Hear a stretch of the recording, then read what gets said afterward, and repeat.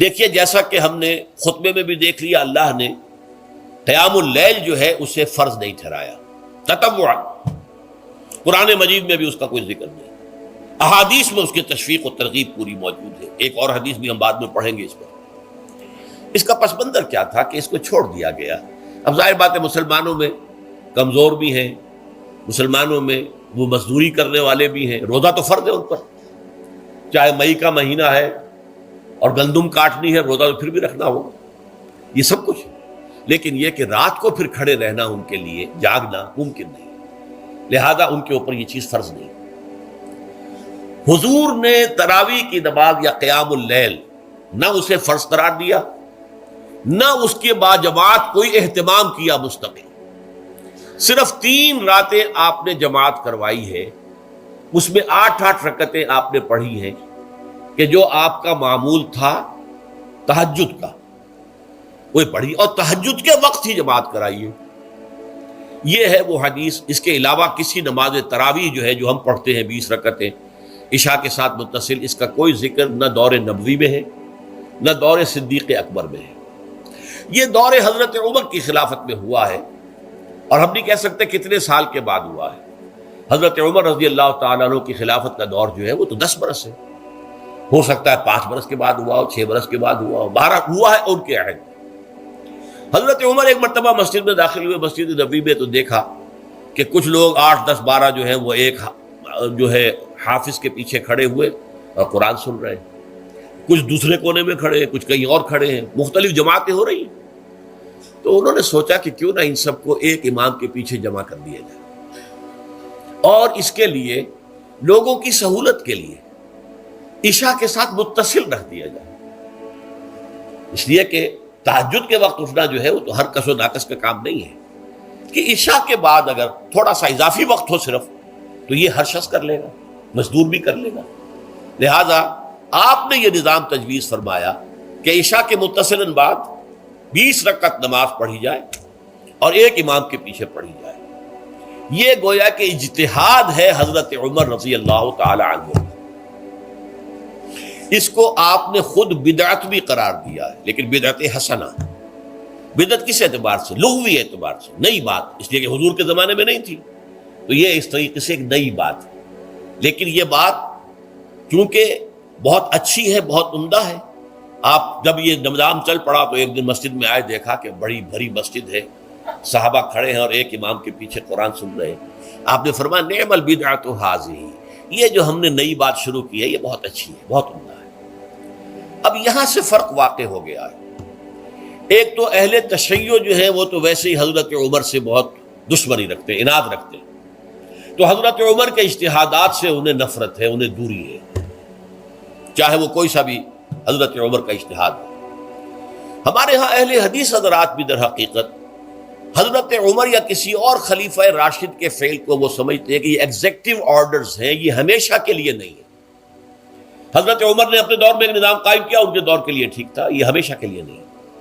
ہمیشہ کے لیے وہ 8 ہی رکعتوں کے قائل ہیں، وہ تہجد والے، لیکن اس میں بہرحال انہوں نے بھی خود یہ اضافہ کیا ہے کہ وہ 8 رکعتیں وہ عشاء کے ساتھ متصل پڑھتے ہیں، تہجد کے وقت تو نہیں پڑھتے۔ اور حضور نے تو صرف 3 روز جو ہے وہ کرائی تھی جماعت، وہ لوگ 30 دن یا 29 دن پڑھ رہے ہیں، تو اضافہ تو انہوں نے بھی کر دیا، تو نظام میں تبدیلی تو ہو گئی۔ لیکن اہل سنت جو کہلاتے ہیں، ہمارے جو 4 جو ہیں، جو ہمارے مسلک ہیں، حنفی، مالکی، شافعی، حنبلی، ان کا اتفاق ہے اس پر حضرت عمر کا، کیونکہ ان کے سامنے اصول یہ ہے کہ حضور نے فرمایا علیکم بسنتی وسنت الخلفاء الراشدین المہدیین، تم پر لازم ہے کہ میری سنت کو پکڑو مضبوطی کے ساتھ، اور میرے خلفائے راشدین مہدیین جو ہیں ان کی سنت کو پکڑو۔ اس اصول سے یہ چاروں فقہ جو ہیں حضرت عمر کے اجتہادات جو ہیں ان کو بھی پابندی سمجھتے ہیں کہ تمام عمر کے لیے، قیامت تک کے لیے امت مسلمہ پر ان کی پیروی لازم ہے، لہذا اس میں اجماع ہے۔ اور یہاں تک کہ یہ سب سے آخری جو اس میں مسلک پیدا ہوا ہے زمانی اعتبار سے، سب سے پہلے مسلک جو ہے حنفی پیدا ہوا ہے، پھر مالکی پیدا ہوا ہے، پھر شافعی پیدا ہوا ہے، اور پھر حنبلی آخری ہے۔ اور امام احمد ابن حنبل بہت بڑے محدث بھی ہیں، مسند احمد ابن حنبل جو ہے وہ بہت بڑی کتاب ہے، بہت اہم کتاب ہے، جامع کتاب ہے۔ تو ان کے ہاں بھی 20 رکعتیں ہیں۔ چنانچہ حرمین شریفین میں، سعودی عرب میں، مکے اور مدینہ منورہ میں جو نماز تراویح ہوتی ہے اس کی 20 رکعتیں ہیں، لیکن اہل حدیث حضرات جو ہیں وہ اس 8 کے اوپر اکتفا کرتے ہیں۔ بہرحال یہ ایک اختلاف ہے جو میں نے اس کا پس منظر بیان کر دیا، لیکن اس 20 رکعت نماز سے ادا کرنے سے، جو کہ زیادہ سے زیادہ 50 منٹ یا 1 گھنٹہ لگتا ہے، اس سے وہ قیام اللیل کا حق ادا نہیں ہوتا۔ قیام اللیل کا تو کچھ اور ہی تقاضا ہے۔ قیام کسے کہتے ہیں؟ یہ سورہ مزمل سے واضح ہوتا ہے، یا ایھا المزمل قم اللیل الا قلیلا نصفہ او انقص منہ قلیلا او زد علیہ ورتل القرآن ترتیلا۔ آدھی رات یا آدھی رات سے کچھ کم، یعنی تہائی رات، یا آدھی رات سے کچھ زائد، 2 تہائی رات، یہ ہے قیام اللیل۔ چنانچہ سورہ مزمل ہی کی آخری آیت جو دوسرا رکوع مشتمل ہے جس پر، اس میں صاف کہہ دیا گیا ان ربک یعلم انک تقوم ادنی من ثلثی اللیل ونصفہ وثلثہ وطائفۃ من الذین معک۔ اے اللہ کے نبی، اللہ خوب واقف ہے کہ آپ بھی اور آپ کے ساتھ ایک جماعت بھی رات کو کھڑی رہتی ہے، 2 تہائی رات یا آدھی رات یا 1 تہائی رات۔ تو یہ سارا معاملہ جو ہے قیام اللیل کا، گویا کہ کم سے کم 1 تہائی رات پر اس کا اطلاق ہو سکے گا، یہ نہیں کہ 1 گھنٹے۔ اب اس کے ضمن میں دیکھیے حدیث پڑھیے، تیسری حدیث ہے عن عبداللہ ابن عمرو ابن العاص رضی اللہ تعالی عنہ۔ یہ وہی عبداللہ ابن عمرو ہے جن کی میں نے آپ کو حدیث پہلے سنائی ہے۔ یہ ساری رات کھڑے رہتے تھے، پوری رات، اور ہر روز روزہ رکھتے تھے، جس پر حضور نے منع کیا، لا تفعل، مت کرو ایسا۔ رضی اللہ عنہما، یہ خود بھی صحابی ہیں اور ان کے والد عمرو بن العاص بھی صحابی ہیں۔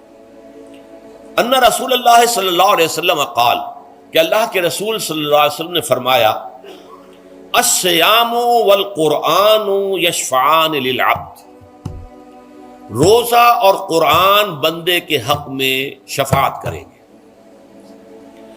یقول الصیام، روزہ یہ عرض کرے گا اللہ کی جناب میں، اے رب پروردگار، انی منعتہ الطعام والشہوات بالنہار، میں نے تیرے اس بندے کو دن کے دوران کھانے پینے سے اور اپنی شہوت کا تقاضا پورا کرنے سے روکے رکھا، یہ میری وجہ سے روکا رہا، تو میری شفاعت اس کے حق میں قبول فرما، فشفعنی فیہ، میری شفاعت اس کے حق میں قبول فرما۔ ویقول القرآن، قرآن کیا کہے گا، منعتہ النوم باللیل، میں نے اسے رات کے وقت سونے سے، نیند سے روکے رکھا، فشفعنی فیہ، تو اس کے حق میں میری شفاعت قبول فرما۔ حضور فرماتے ہیں فیشفعان، ان دونوں کی شفاعت قبول کی جائے گی۔ یہ ہے قیام اللیل۔